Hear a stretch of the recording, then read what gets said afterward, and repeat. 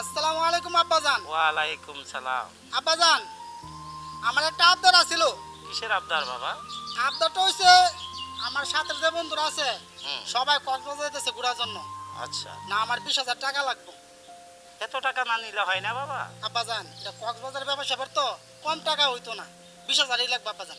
আচ্ছা ঠিক আছে, টাকা যদি 20,000 লাগে তাহলে তোমার ভাইয়ের কাছ থেকে আর ওদের কাছ থেকে তুমি টাকাটা নিয়ে নিও। আর ওদের কাছে বাইরের কাছে নিবো? মনটা শান্তি পাইল আব্বাজান। আব্বাজান, খুশি হলাম আব্বাজান। আপনি এ পর্যন্ত আমার কোনো আবদার অপূর্ণ রাখেন নাই, এটাও রাখছেন। আমি অনেক খুশি হয়েছি আব্বাজান, অনেক খুশি হয়েছি। তো যাই আব্বাজান, ঘরে যাই। হ্যাঁ যাও। হাই রে দুনিয়া, 5টা ছেলে থাকা সত্ত্বেও আজ বাবা বৃদ্ধাশ্রমে থাকতে হয়। ওফ খুদা, একই নিষ্ঠুর নির্মম পরিহাস। আসসালামু আলাইকুম আব্বা। ওয়ালাইকুম সালাম। বাবা তুমি কি মাঠে থেকে আসছো? আব্বা ওই যে ক্ষেত গেছিলাম, মনে টুনি লাগাই দিয়েছি, বানাইছি বাটটা নিয়ে। বাবা আমারও তো মনে চায় ক্ষেত খামারে কাজ করার জন্য, কিন্তু জানে তো কুলাই না রে বাবা। আব্বা আপনি কোনো টেনশনই করেন না, পায়ের উপরে পা তুললে বয়ে খাইবেন আর পেপার পড়বেন। মাঠের যা কাম কাজ আছে সব আমি করবো আব্বা। ওখানে আমি ওই কামলা গলাইয়া বাদ লইয়া যাইতেছি, বাদ দিয়ে আবার আমি আমু।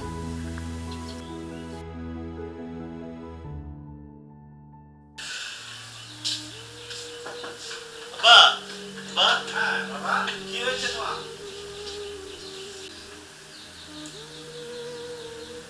আব্বা কেমনে যে কই কথাটা তুমি আমার কাছে খুলে বলো বাবা। তুমি আমার কাছে খুলে না বললে কি আর এটা হবে? আব্বা আমার ব্যবসা লস হয়েছে, আর ওদের মালগুলি সব পচে গেছে। এখন আর যদি ব্যবসা করি অনেক টাকা দরকার। বাবা তুমি তো জানো আমার কাছে কোনো টাকা পয়সা নেই, আমি কোত্থেকে তোমাকে টাকা দেব? আব্বা আপনার যে পেনশন টেয়াটা দিলে মনে ভালোই তো আমার, বুঝছেন? ব্যবসা জন্য আবার দাঁড়া করতে পারি। বাবা তুমি তো জানো এই টাকাটা আমি তোমার ছোট ভাইয়ের জন্য রেখেছি। এই টাকাটা আমি যদি তোমাকে দেই তাহলে আব্বা আমি আছে না টাকা দিয়ে দিব আবার আপনার, বুঝছেন? টাকাটা নিলে আবার দিয়ে দিব, আপনার দেন আব্বা। ঠিক আছে, তুমি দাঁড়াও, আমি টাকাটা নিয়ে আসছি। আচ্ছা আব্বা।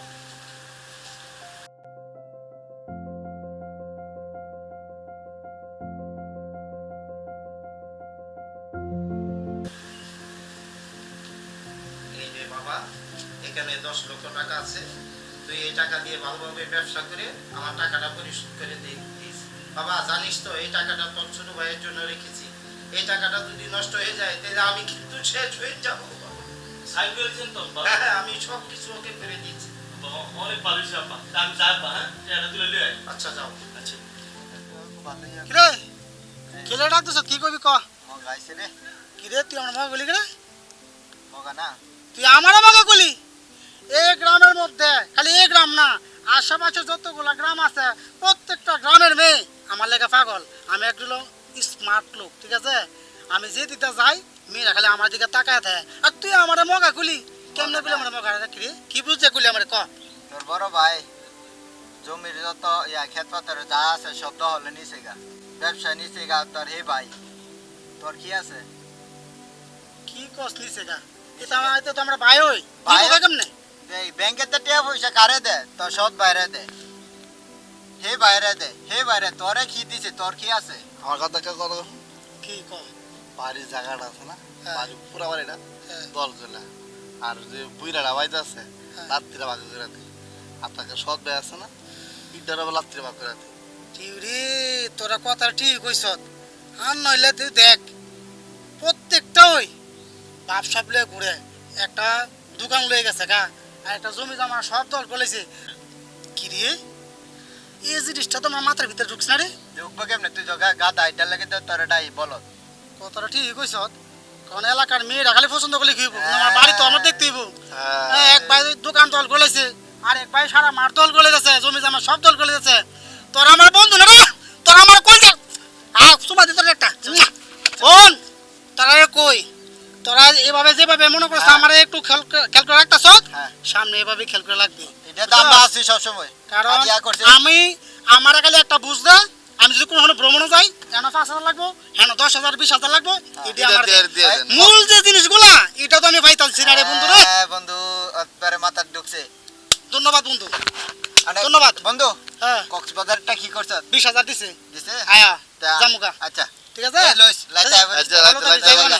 না। অনেক গিয়া হ্যাঁ বাড়িত গিয়া একবারে উস্তাদ আমার আচ্ছা যেটা কইছে এটা 100 দিন আগে বুড়া ডাবা করবি ব্যবস্থা করে কি সৎ ভাই যেটা আছে না হ্যাঁ একটা মার দিলাম আমি আর বাপ হেরে ব্যবস্থা করে কি আচ্ছা। গেলাম আমি খালি দোয়া করছি আমার লাগে আচ্ছা যা।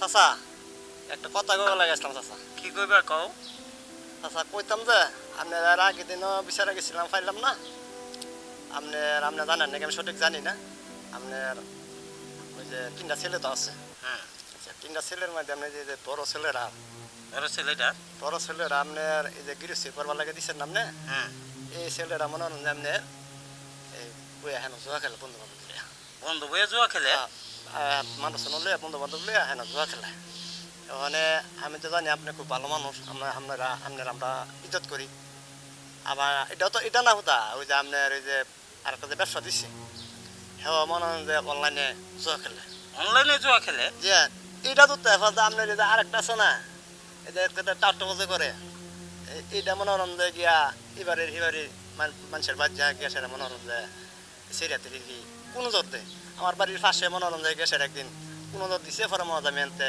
দৌড়াই চড়াই দিয়ে দিছি বুঝছেন নাকি তো আমার কথা হইলো আপনি মুরব্বী মানুষ আমরা চাচার দাহি সেই হিসেবে মনে হলাম যে আইসি যে চাচার কাছে খবরটা কয়ে যায় আর ছেলেগুলো মনে হলাম জানে একটু ভালোভাবে মানুষ করার চেষ্টা করেন তুমি কি কইতেছো আমি তো কিছুই বুঝা পাইতেছি না না দাদা আমি যেটা সত্যি এটা আমি দেখছি আর না হলে আমি বিশ্বাস না হলে আর আপনি কয়েকজনের কাছে দিনটা দেখতে পারবেন আমার লাগে আর লোক আসিল যদি দরকার লাগে তো আমি লোক নিয়ে আসতে পারবো আপনার কাছে আপনারা দিনটা পারবেন আচ্ছা চালু করে ঠিক আছে আমি এগুলি দেখবো তেলে চাষা আমি তেলে জায়গা চাষা দাদা ঠিক আছে তুমি যাও আসসালামু আলাইকুম ওয়ালাইকুম সালাম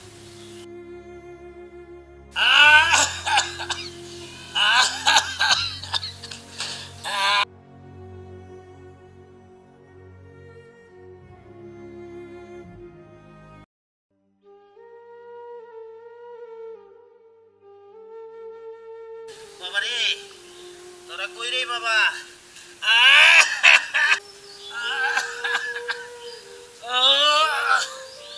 কই রে তোরা কই রে আর যে বেদনা সহ্য হয় আমি আর বাঁচবো না আমাকে চিকিৎসা করে বাবা বাবা তোরা কই শান্তি পাইলাম না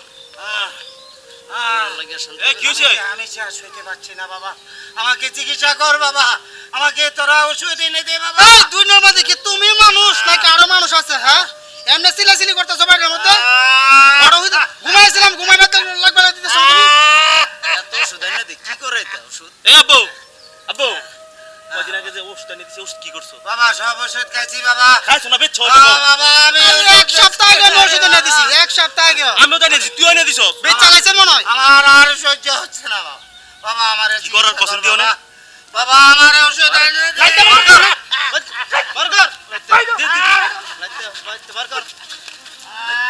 কিরে কিরে তোরা কি মানুষ আমার কাছে মনে হয় তোরা একটা জানোয়ার তোরা তিনটে আছে না অমানুষ হইছস তুই তোর বাপের বুয়ের মাঝে লাত্তি মারছস আমার কাছে মনে হয় তোরা মানুষ না তোরা একটা জানোয়ার কে লেগাইছ সম্পত্তি দিতে সব সম্পত্তি টিপ দিয়া লইয়া লাইছি বাপের আনতে তুই কিচ্ছু পাইতে না কি সম্পত্তি আরে ওন তোরা সম্পত্তি আমার বিন্দু পরিমাণ কোনো লোভ নাই সবচেয়ে বড় সম্পত্তি কি জানো আছে বাপ যার বাপ আছে এর মাথার উপরে বট গাছ আছে তোর মাথার উপরে বট গাছও নাই তাক তোরা সম্পত্তি লিয়া যার সম্পত্তি নাই এটা কি থাকতেছে না ওই যে রাস্তায় থাকতেছে হ্যাঁ মানুষ ভাড়া থাকতেছে আমার বাপের লইয়া আমি রাস্তায় তাও এরপরও তোদের মতো অমানুষের ঘরে আমার বাপের রাখুক না থাক তোরা সম্পত্তি লিয়া আমি সবচেয়ে বড় সম্পত্তি পাইছি এই যে আমার বাপ আমরা শরীরে লাগে আমরা পা ফুলবো তোর বাপ লয়ে যা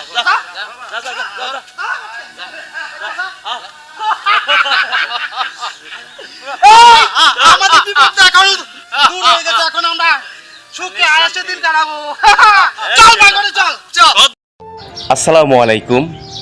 এটা একটি বাস্তব ঘটনা যে সম্পত্তির লোভে মা বাবাকে অনেক অত্যাচার নির্যাতন করে মা বাবাকে বাড়ি থেকে বের করে সম্পত্তি লুট করে খায়। তারা কেমন মানুষ এই বিরুতে গল্পতে আমরা তুলে ধরলাম। চলুন আমরা সচেতন হই, মা বাবাকে সেবা করি, ভালো মানুষ হওয়ার চেষ্টা করি। সকলের সাথে থাকবেন। যদি ভিডিওটা ভালো লেগে থাকে অন্যকে দেখার সুযোগ করে দেবেন। আর এমন ভিডিও পেতে আপনারা ভালো মন্দ কমেন্ট করে জানাবেন। সবাই ভালো থাকবেন, সুস্থ থাকবেন। আসসালামু আলাইকুম।